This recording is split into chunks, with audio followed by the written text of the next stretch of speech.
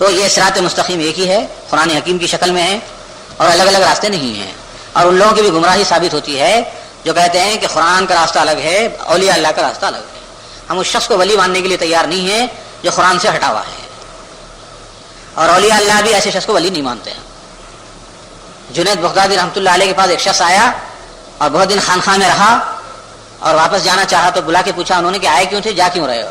کہا کہ آپ کی کرامتیں سن کے آیا تھا. کوئی کرامت نہیں دیکھا میں نے، اتنے دن رہا یہاں.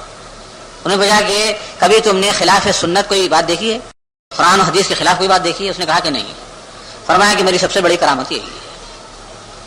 تو ولی کی تعریف یہ نہیں ہے قرآن و حدیث سے ہٹا ہوا آدمی کو ولی بولیں گے آپ.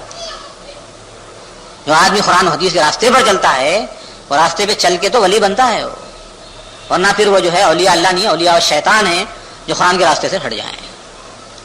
آگے پڑھیے تنزیل العزیز الرحیم.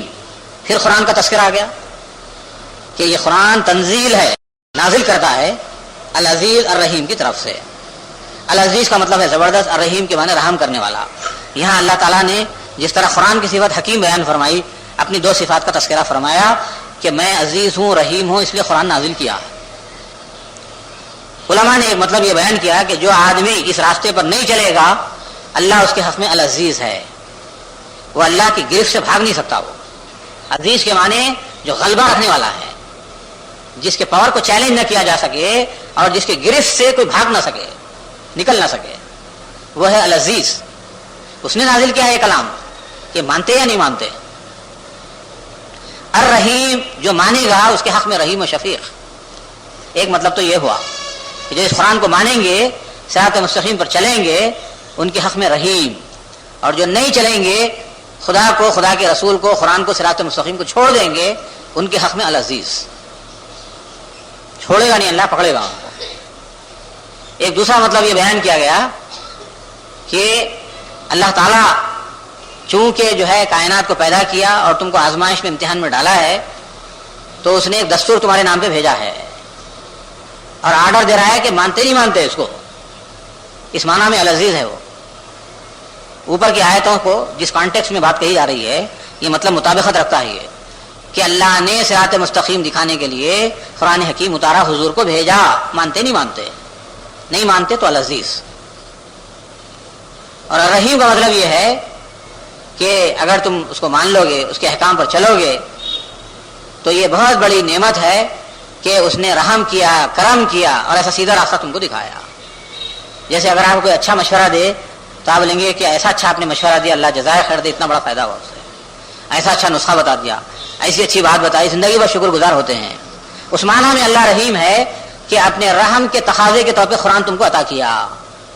اور یہ مطلب اس لحاظ سے صحیح ہے کہ الرحمن علم القرآن. اللہ کے الرحمن ہونے کا تقاضا یہ ہے کہ قرآن کی تعلیم تم کو دے، قرآن تم کو سکھلا دے. اس کے رحیم ہونے کا تقاضا ہے، اس کے رحمان ہونے کا تقاضا ہے کہ ایسی کتاب رحمت ہم کو دے کہ جس کے پڑھنے اور سمجھنے سے رحمت ہی رحمت اور برکت ہی برکت حاصل ہو. ایک شاہانہ انداز بیان ہے سورہ یاسین میں. اور تنزیل پر غور کیجئے، تنزیل کیا ہے؟ ایک ہے نزول، نزول کے معنی اترنا، اور تنزیل کے معنی ہے بتدریج اترنا، آہستہ آہستہ. وَنَزَّلْنَاهُ تَنزِيلًا، ہم نے آہستہ آہستہ اتارا ہے اس کو. یہ آہستہ آہستہ اتارنے میں نزول اور تنزیل میں فرق کیا ہے؟ نزول کا مطلب یہ ہے کہ ایک بار کی نازل کر دیا جائے، جیسے تورات تختیوں پہ لکھ کر کے ایک ہی مرتبہ دے دی گئی. وَكَتَبْنَا لَهُ فِي الْأَلْوَاحِ مِنْ كُلِّ شَيْءٍ، تختیوں پر تورات لکھ کر ایک ہی وقت میں دے دی گئی. موسیٰ علیہ السلام محدود قوم کے لیے آئے تھے، بنی اسرائیل کے لیے، تختیوں پر لکھ کے دے دی گئی. فیہا ھدی و نور، اس میں بھی نور تھا، ہدایت تھی، وہ بھی اللہ کی کتاب تھی. انا انزلنا التوراۃ فیہا ھدی و نور. اس کے باوجود اللہ تعالیٰ کہتے ہیں کہ قرآن کو لکھ کر نہیں دیا، فرشتے کے ذریعے سے کرنٹ منتقل کیا گیا. وہ لکھا ہوا تو وہاں لوح محفوظ میں، اور دنیا میں بعد میں لکھا گیا. اور قرآن کے بارے میں یہ بات بتائی جا رہی ہے کہ اللہ تعالیٰ کہتے ہیں کہ کلام اس کو بولتے ہیں کہ جو زبان سے نکلے، اللہ کی زبان سے جو بات نکلی وہ قرآن کی شکل میں نکلی ہے. اور ایک بار اس لیے نازل نہیں فرمایا اللہ نے قرآن کو کہ پریکٹیکل کتاب جو عالمگیر ہو، ہمیشہ کے لیے ہو، سب کے لیے ہو، اس کو آہستہ آہستہ ہی اترنا چاہیے. سمجھیے کہ حالات کے تقاضوں کے تحت، جیسا مرض ویسی دوا. ایک مریض کا علاج اگر 23 سال میں کرنا ہو تو 23 سال کی دوا ایک ہی دن میں نہیں دی جاتی ہے، جیسا مرض ویسی دوا. یہ اشارہ ہے قرآن کے پریکٹیکل ہونے کی طرف. اگر نزول کہا جاتا تو وہ خوبی نہیں پیدا ہوتی. تنزیل العزیز الرحیم جو کہا گیا تو اس میں خوبی یہ ہے کہ آہستہ آہستہ اس کو اتارا تاکہ جیسے جیسے حالات ہوں اس لحاظ سے قرآن مجید تم کو تسلی دے، تمہاری رہنمائی کرے. تو اللہ تعالیٰ نے کہا کہ ہم یہ قرآن جو ہے آہستہ آہستہ اتارتے ہیں تو یہ تمہارے فائدے کے لیے. کذالک لنثبت بہ فؤادک ورتلناہ ترتیلا ونزلناہ تنزیلا. آہستہ آہستہ اتارا، آہستہ آہستہ ہم نے پڑھ کے سنایا تاکہ اس کو پریکٹیکلی اپلائی کیا جائے. اسی بنا پر حضور نے فرمایا کہ اللہ کی اس کتاب میں خوبی یہ ہے کہ اس میں پچھلوں کی خبریں بھی ہے، اگلوں کی خبریں بھی ہے. آج بھی ہمارا یہ دعویٰ ہے یہ کہ ایک انڈیویجول، ایک فرد، ایک قوم، ایک سوسائٹی اور ساری کی ساری دنیا قرآن کو آئینہ بنا کر اپنی صورت اس کے اندر دیکھ سکتی ہے. کوئی آدمی میتھمیٹیشین ہے، کوئی آدمی سمجھے کہ پولیٹیشین ہے، کوئی آدمی جو ہے سائنٹسٹ ہے، کوئی آدمی ان پڑھ ہے، کوئی آدمی عربی ہے، کوئی غیر عربی ہے. ہر آدمی کے لیے قرآن آئینہ ہے. ہر آدمی محسوس کرے گا کہ میری بات ہے اس کے اندر. یہ اللہ کے کلام میں خوبی پائی جاتی ہے. اسی اعتبار سے ہر ایک کے لیے نسخہ شفا ہے، ہر ایک کو سیدھا راستہ دکھانے والی کتاب ہے. اسی لیے فرمایا کہ ہم نے تنزیل کا معاملہ کیا ہے، یعنی آہستہ آہستہ اتارا ہے. اب وہ عزیز و رحیم ہے، ہستی جس نے اس کو اتارا ہے، اور اس کی تشریح کر دی گئی کہ وہ غالب ہے کہ مانو تو پھر جو ہے ٹھیک ہے، ورنہ وہ پکڑے گا تو چھوڑے گا نہیں تم کو. وہ رحیم ہے، اس لیے تم پر انعام کیا، ایسی کتاب تم کو دی ہے، اور تم اس کتاب کو مان لو تو تمہارا فائدہ ہے اس کے اندر.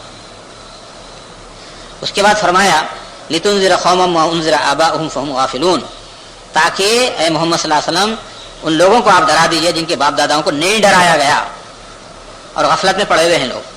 مکے کے حالات پہ روشنی ڈالی گئی ہے. یہ مکے کے قریب آخری دور میں نازل ہوئی ہے سورت یہ.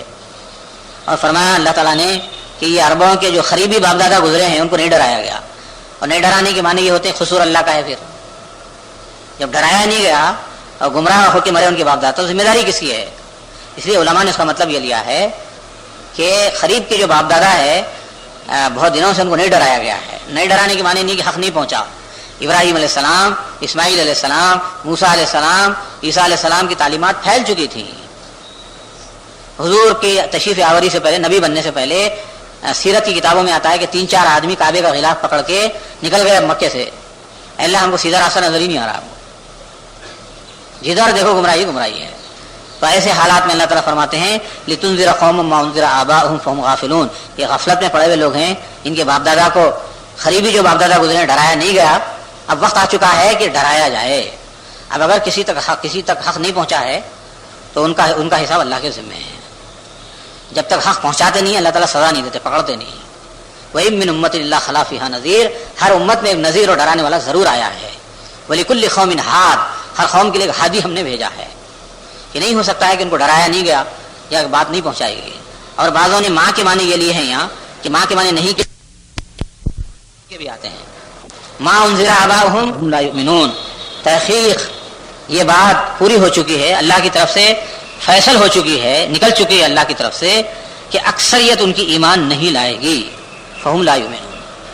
سوال یہ ہے کہ اللہ تعالیٰ جب خود فرما رہے ہیں کہ اکثریت ایمان نہیں لائے گی تو پھر یہ پیغمبروں کو بھیجنا، کتابیں اتارنا، ڈرانے کا فائدہ کیا ہے؟ یہ خود آگے بھی مزید تشریح فرماتے ہیں سواء علیہم، برابر ہے ان کے حق میں. انذرتہم ام لم تنذرہم لا یؤمنون، آپ ڈرائیے نہ ڈرائیے ایمان نہیں لائیں گے لوگ. اور یہی بات الف لام میم میں بھی کہی گئی ہے. ختم اللہ علی قلوبہم، اللہ نے مہر کر دی ان کے دلوں پر. وعلی سمعہم، ان کے کانوں پر. وعلی ابصارہم غشاوہ، آنکھوں پہ پردہ ڈال دیا. وہاں بھی فرمایا سواء علیہم انذرتہم ام لم تنذرہم لا یؤمنون، برابر حق میں خواہ ڈرائیے نہ ڈرائیے وہ ایمان نہیں لائیں گے. سوال یہ ہے کہ جب آپ نے پہلے مہر لگا دی تو پھر ان کا قصور کیا ہے؟ اس کو سمجھنے کی ضرورت ہے. تو اس کا جواب یہ ہے کہ نتیجے کی بات کہی گئی ہے، ابتدا کی بات نہیں کہی گئی ہے کہ اللہ پہلے مہر لگا دے گا تاکہ وہ ہدایت پر چل ہی نہیں سکیں. ایسا نہیں ہے، بلکہ نتیجہ بیان کیا جا رہا ہے کہ وہ اپنی مرضی سے، اپنے چوائس اور اپنی خواہش سے، اپنی آزادی اور مرضی سے غلط راستہ اختیار کریں گے. اللہ کو، اللہ کے رسول کو، اللہ کی کتاب کو خاطر میں نہیں لائیں گے، نہ حقائق کو دیکھنا چاہیں گے، نہ سننا چاہیں گے، نہ سمجھنا چاہیں گے. تب اللہ ان کے دل پہ مہر لگائے گا. تب یہ بات پوری ہوگی کہ ان کی میجارٹی جہنم میں جائے گی. ورنہ نعوذ باللہ اللہ کا قصور ثابت ہوتا ہے. جب آپ پہلے ہی ڈانٹ لگا دی، پہلے ہی مہر لگا دی، تو ان کا کیا قصور ہے؟ تو قرآن میں جگہ جگہ یہ بات آتی ہے کہ وہ ہدیناہ النجدین، دونوں راستے ہم نے انسان کو دکھا دیے ہیں، ایک راستہ نہیں دکھایا ہم نے. اور ایک جگہ آتا ہے کہ اما من آتا واتقى وصدق بالحسنى فسنيسره لليسرى واما من بخل واستغنى وكذب بالحسنى فسنيسره للعسرى. اگر کوئی بخیل بن جائے، بے پرواہ بن جائے، ایمان نہ لائے، تو ہم اس کو مشکلات میں ڈالیں گے اور غلط راستے پہ چلائیں گے اس کو. یعنی گندگی کی میں ہی رہنا چاہے تو اس کیڑے کو گندگی ہی میں رکھیں گے. اور جو آدمی فکر مند ہوگا، حق کا متلاشی ہوگا، سننے سمجھنے کی صلاحیت اپنے اندر رکھتا ہوگا، تو فسنیسرہ للیسرا، اس کے لیے سہولتیں، آسانیاں فراہم کریں گے. سورہ دہر پڑھیے. هل اتى على الانسان حين من الدهر، انسان پر ایک پیریڈ گزرا ہے پیدا ہونے سے پہلے، لم یکن شیئا مذکورا، قابل ذکر تک بھی نہیں تھا، پیدا ہونے سے پہلے نام بھی نہیں تھا، نشان بھی نہیں تھا اس کا. انا خلقنا الانسان من نطفة امشاج، مرد اور عورت کے ملے جلے نطفے سے ہم نے انسان کو پیدا کیا. فجعلناه سمیعا بصیرا، سننے اور دیکھنے والا انسان بنا دیا. انا ہدیناہ السبیل، ہم نے اس کے سامنے دونوں راستے رکھ دیے، اما شاکرا و اما کفورا، یا تو شاکر نعمت بن یا کافر نعمت بن. یہ آیت بتا رہی ہے کہ قصور اللہ کا نہیں ہے. اور اسلام کا اصول یہ ہے جہاں انسان کی عقل کام کرتی ہے، جہاں اس کا اختیار چلتا ہے، اسی کے بارے میں پوچھ ہونے والی ہے. اور جہاں اس کی عقل مر جائے، معاوف ہو جائے، بیکار ہو جائے، مجذوب بن جائے، معذور بن جائے، فاتر العقل مجنون بن جائے، تو شریعت لاگو نہیں ہوتی اس کے اوپر. اس لیے کہ اللہ تعالیٰ شریعت اس پر لاگو کرتے ہیں جو بالغ ہو، ہوش و حواس رکھتا ہو، عقل سے کام لیتا ہو. ایک آدمی نیند میں جو ہے ناپاک ہو جاتا ہے، معاف ہے اس کے لیے، اس پہ قدرت نہیں ہے اس کو، غلطی سے سو گیا، آنکھ نہیں ہوشیار ہوئی، نیند نہیں ہوشیار ہوئی، تو قضا نماز پڑھ سکتا ہے، اللہ معاف کر دے اتفاق سے اگر ہو. ایک آدمی پاگل ہو جائے، شریعت معاف ہے اس کے لیے. لیکن جو آدمی سمجھ رکھتا ہے، عقل رکھتا ہے، اس کے لیے معافی نہیں ہے. تو پھر یہ مطلب نہیں ہے کہ پہلے ہی اللہ نے مہر لگا دی، پہلے ہی ڈانٹ لگا دی، اور یہ دونوں راستے ہم نے اس کے سامنے پیش کر دیے ہیں. اور دوسری بات یہ معلوم ہوئی کہ اے محمد صلی اللہ علیہ وسلم، اگرچہ یہ لوگ ایمان نہیں لائیں گے، چاہے آپ ڈرائیں یا نہ ڈرائیں، لیکن آپ کا کام بہرحال ڈرانا ہے. تبلیغ کا اصول معلوم ہوتا ہے اس سے. مثلا یہ کہ آپ اپنے بچوں کو نماز کے لیے کہہ رہے ہیں، آپ کہا کہ صاحب بول بول کے تھک گیا میں، تو قرآن یہ کہہ رہا ہے کہ تھکنا نہیں ہے، مرے دم تک بولتا چلے جانا، کام کرتے چلے جاؤ. بعض لوگ دین کا کام کرتے کرتے پیچھے ہٹ گئے، صاحب لوگ ہماری سنتے ہی نہیں ہیں، ایک ووٹ بھی نہیں ملتا ہم کو، کوئی سنتا ہی نہیں ہماری بات، خاندان میں اجنبی ہوں میں، کوئی بات میں نہیں مانتا ہے. آیت یہ بتا رہی ہے کہ مرے دم تک یہ کام کرتے رہنا ہے. مولانا ابو الاعلی مودودی کے بقول ایک مسلمان کو دو راہے پر کھڑے رہ کے مرتے دم تک جنت و دوزخ کا راستہ بتانا ہے، کوئی مانے یا نہ مانے.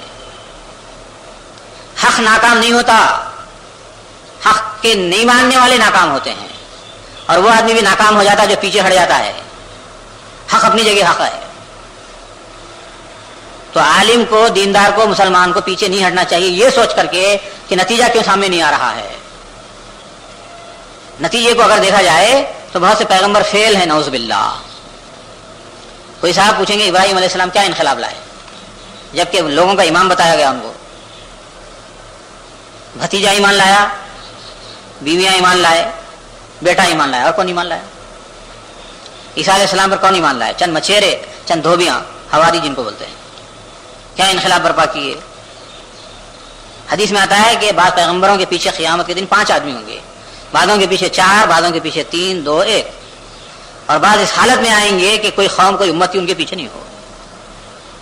انک انت علام الغیوب، تو ہے غیب کا جاننے والا، ہم کو پتا نہیں ہمارے بعد کیا ہوا بولیں گے. سب کے سب کامیاب ہے پیغمبر ہو. اسی بنا پر جماعت اسلامی کا یہ اصول ہے، یہ میں ممبر نہیں ہوں اس کا، کہ اگر تم الیکشن میں ہارنا ہے تو ہار جاؤ، لیکن بے ایمانی اور بٹے بازی سے ووٹ نہیں حاصل کرنا. مر جاؤ تم، ناکام ہو جاؤ، لیکن ایک ووٹ تم بے ایمانی اور بٹے بازی کا استعمال نہیں کرنا. یہ ہے اسلامی سیاست.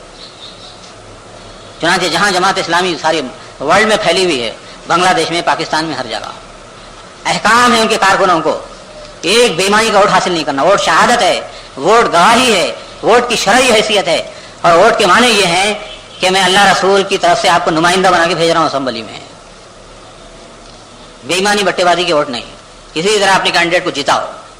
قیامت کے دن یہ نہیں پوچھے گا کہ تو کامیاب ہوا کیوں نہیں،